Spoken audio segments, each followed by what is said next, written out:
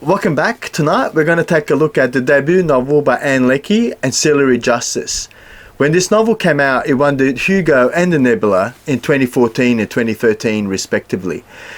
So what I'd like to do is provide a bit of a plot overview, talk to what I liked, what I didn't like, and we'll go rank it on our Hugo and Nebula award-winning shed ladder that I've got going on this channel. And I also put these books to a bit of a memory test. It's been 10 years now since I read this novel, so I'll give you a bit of a reflection on what time has done for me when it comes to these novels. So the setting of this novel is 1,000 years into the future, and we're introduced to Justice of Torrens, and she's a starship, and I say she on purpose, and we'll come back to that. And what makes this starship not unique in science fiction elements is the fact that she's sentient. But what makes it a little bit more interesting in Anne Leckie's world here is that this starship, not only is it sentient, but it can also control hundreds, if not thousands, of ancillaries. And these ancillaries are actually human bodies which are being downloaded with the ship's artificial intelligence. And Justice of Torrens can control all these ancillaries, and they become her eyes and ears and touch and everything else, all the sensory inputs. So a very interesting concept. And Justice of Torrens is not alone. This Empire of the Ratch or Ratchi has hundreds of these starships, all controlling multiple ancillaries, hundreds and not thousands of these ancillaries.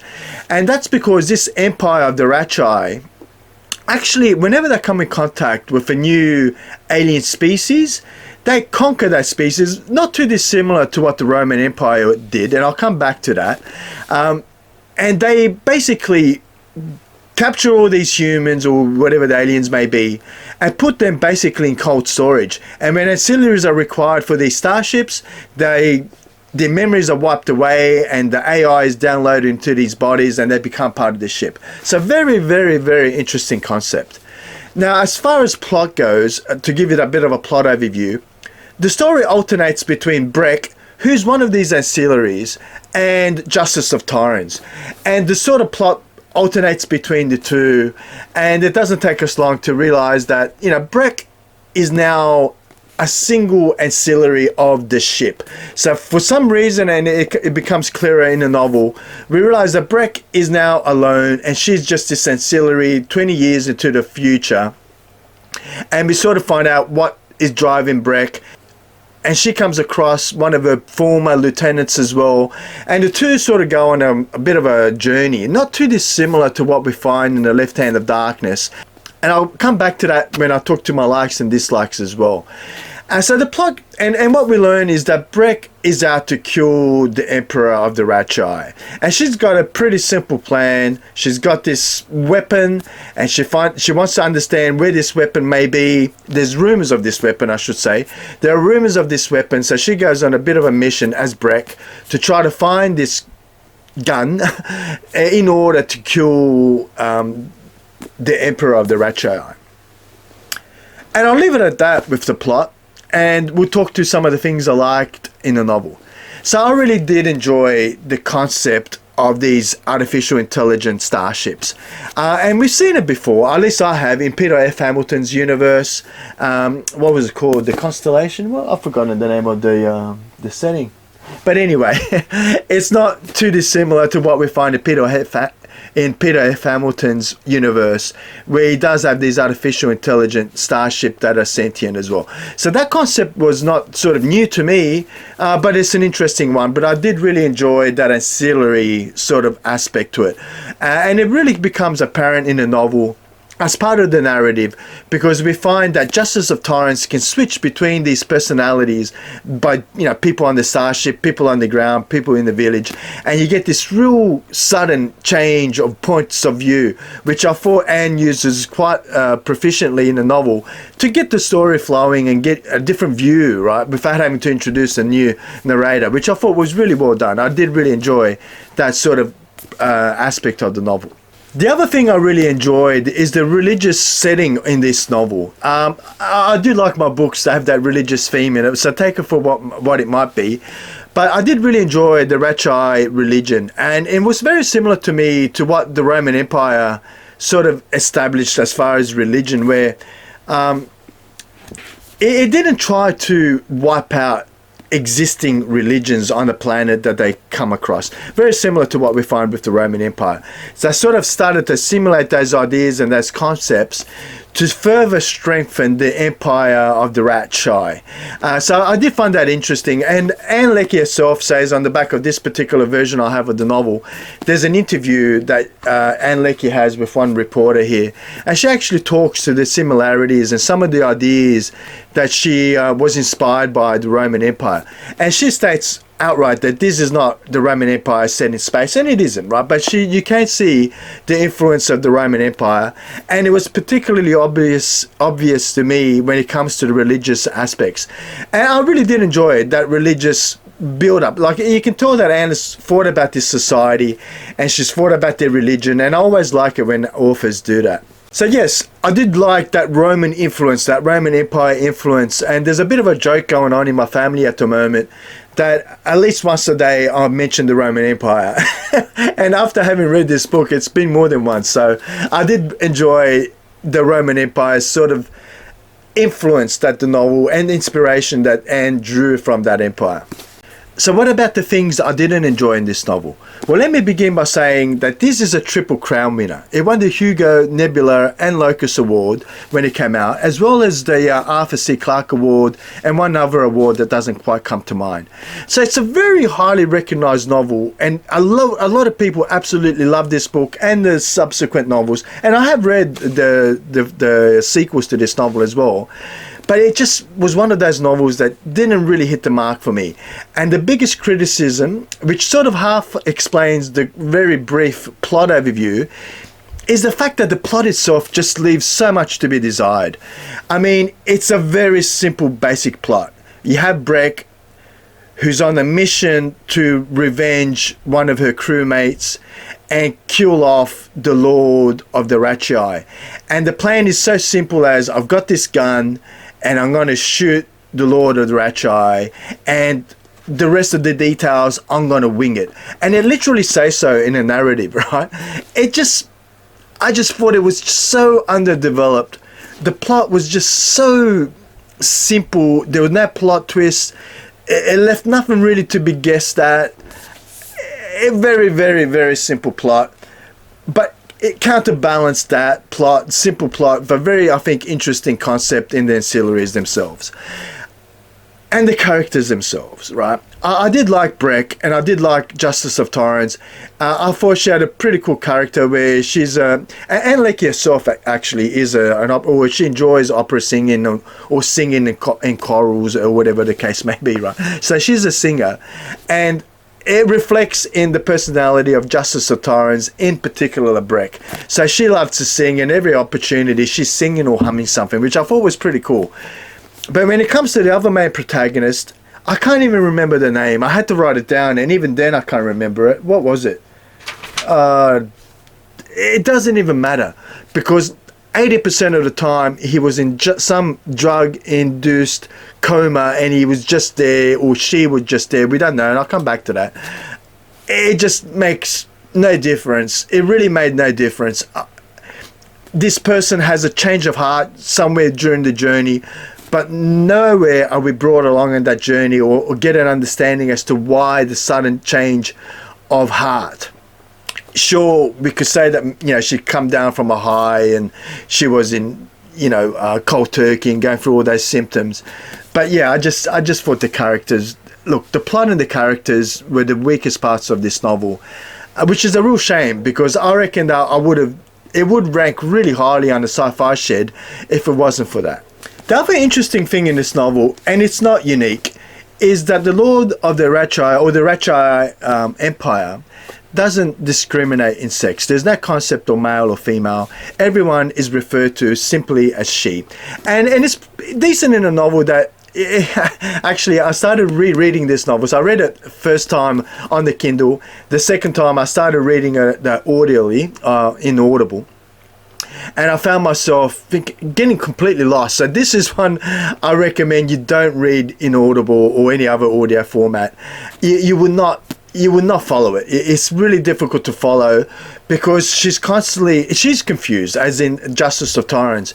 Because they have no concept of sex, she can't make out if someone's a male or female. So when she's on different planets or different societies, she really makes herself obvious, or break herself, makes it obvious that she's a Ratchire, because she'll be referring to people as she and not quite knowing if it's a he or a she. So I thought it was interesting in that sense.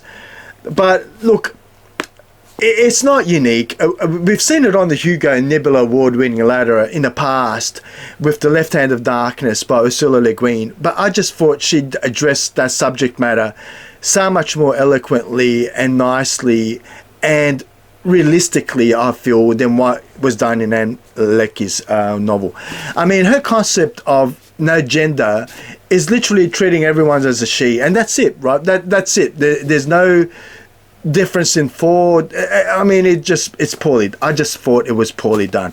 You can't just say this, empire has no concept of sex, but the only thing you do to paint that picture is just refer to everyone as she. I just did not feel it was good enough to do that. If you like that kind of novel, I highly recommend you read Left Hand of Darkness to see... Left Hand of Darkness? That's what it's called. Yes. I just got brain dead for a moment. Yeah, read The Left Hand of Darkness, because I think you'll get a much better view of what a society would look like if gender and sex was not really prevalent, right?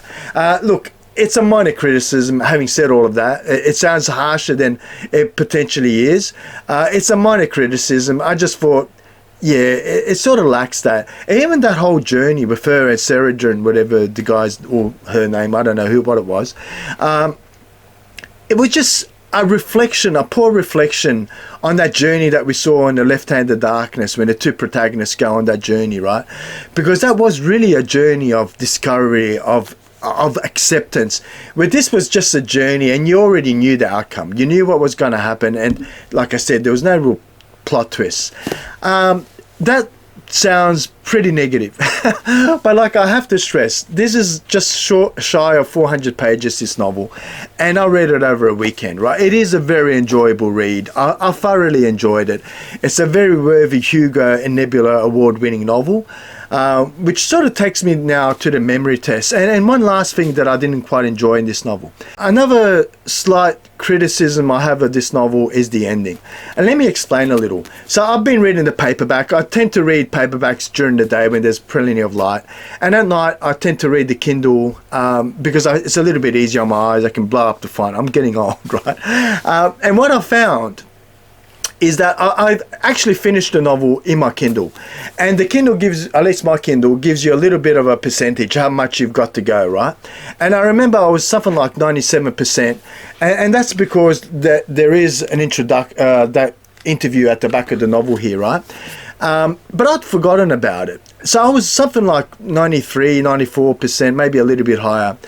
And I remember I hit the next page on my Kindle, and I literally gasped out loud, thinking, what? That's the end? And I remember that's the exact same memory recall I had the first time I read this novel, 10 odd years ago now. The ending, I just felt was like, I don't know, it came as a surprise. It's not that it was surprising. You sort of, like, again, it's not a plot twist, don't get me wrong. It was just like abrupt. It almost felt like, okay, I've hit my word count and I'm going to stop it right there. And it just felt like that. I don't know. I don't know if I'm alone in that, but it just literally felt like abrupt end, and it literally had me gasping out loud. Maybe that's a minor criticism. Maybe it's just a point of irony. I'm not quite sure. But anyway, that's the recollection that I have of this novel, right? I do recall the ancillary, these bodies going around as part of the spaceship. I thought that was very cool, and I did very strongly remember the concept. I did remember Breck, as far as she was, this soul ancillary now, and that was, you know, and I nearly gave a spoiler there, the sole ancillary there and going on that journey. But yeah, the plot is forgettable, right? And I think there are probably no surprises given my criticisms of it. Still a very wonderful novel. So who would I recommend Ancillary Justice to? Look, it is a highly recommended novel. I still recommend reading it because I know there are a lot of people that absolutely love it. I wouldn't say I disliked the novel. I actually found it very enjoyable. I did like the novel. It's just not going to rank as one of my best all-time novels of all time, right? But it is still a highly recommended novel, especially if you like the concept of, you know, these artificial intelligent starships with sentient and all these ancillaries that it can manage and getting that multiple points of view.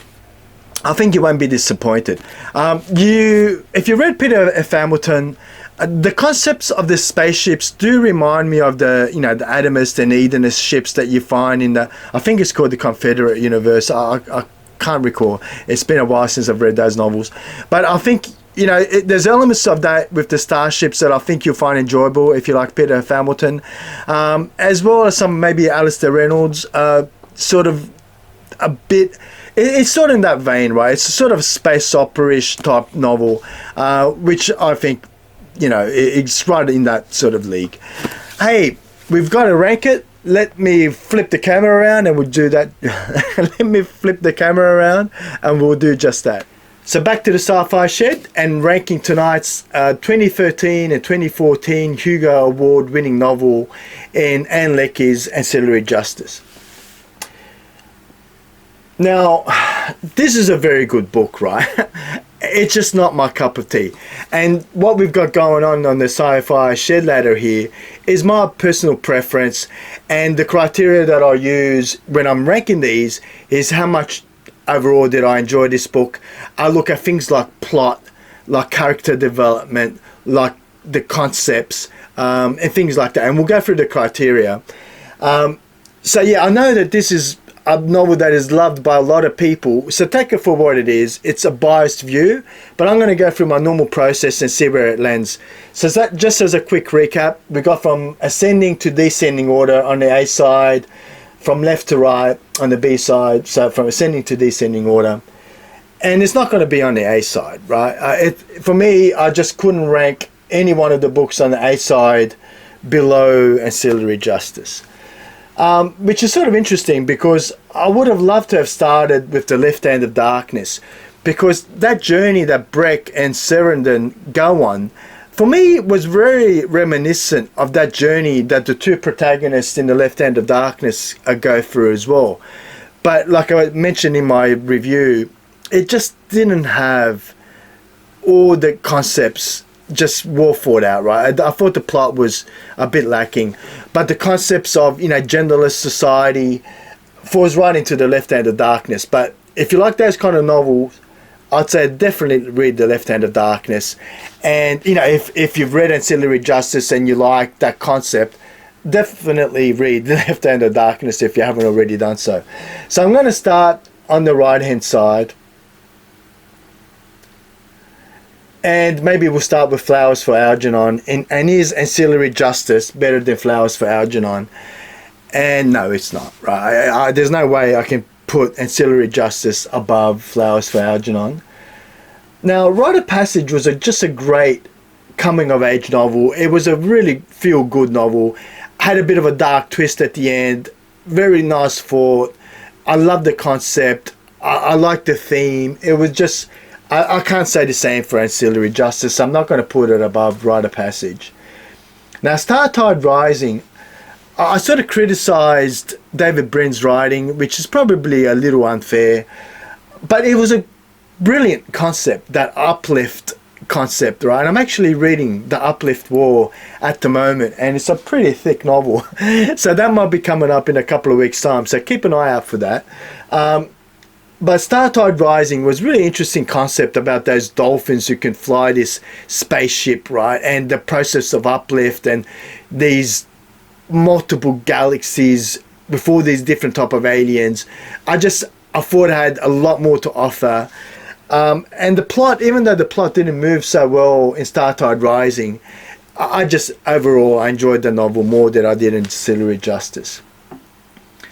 Babel 17. Samuel R. Delaney's writing is very, very good, right? And that concept of linguistic relativity, how language can be used as a weapon, is a very strong concept. I almost always say that when we talk about Babel 17.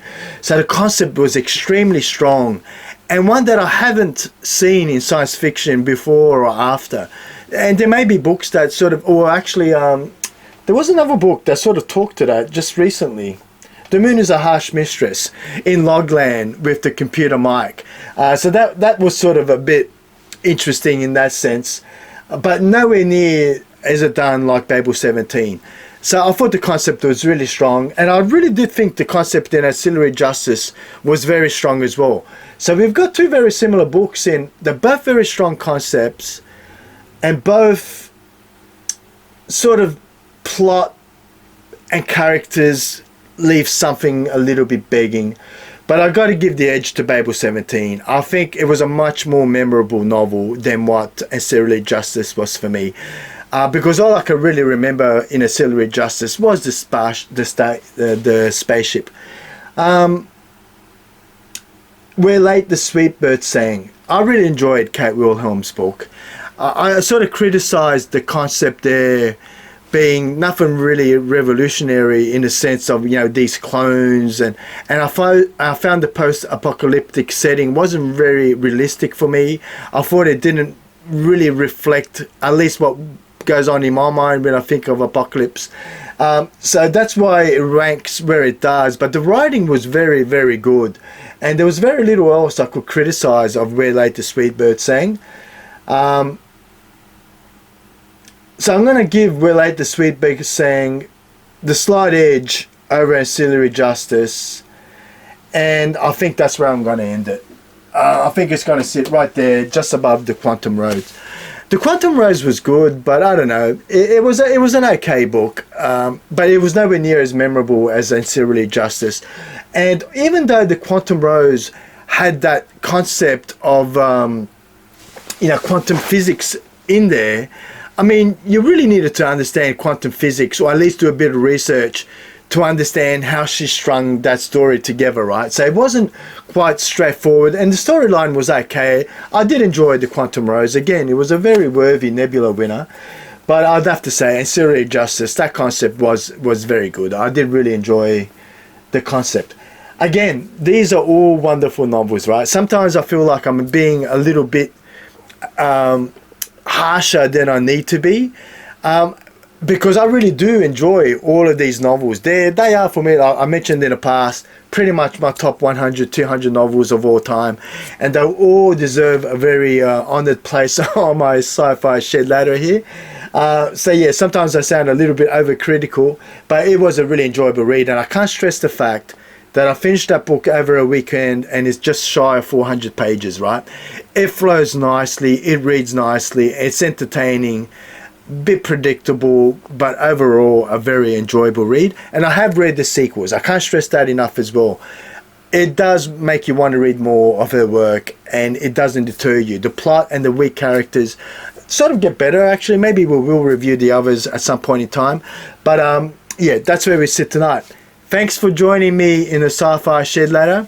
These decisions are not getting any easier. It's always impossible to please everyone, but this is how I'm seeing it. This is my Sci-Fi Shed ladder. Where would you rank it? Have you read it? Would you agree, disagree? Do you feel it needed to be on the A side? Is it the best book of all time? Some people would argue it is. I'm not one of those people. Thank you so much, and I'll see you next time in the shed.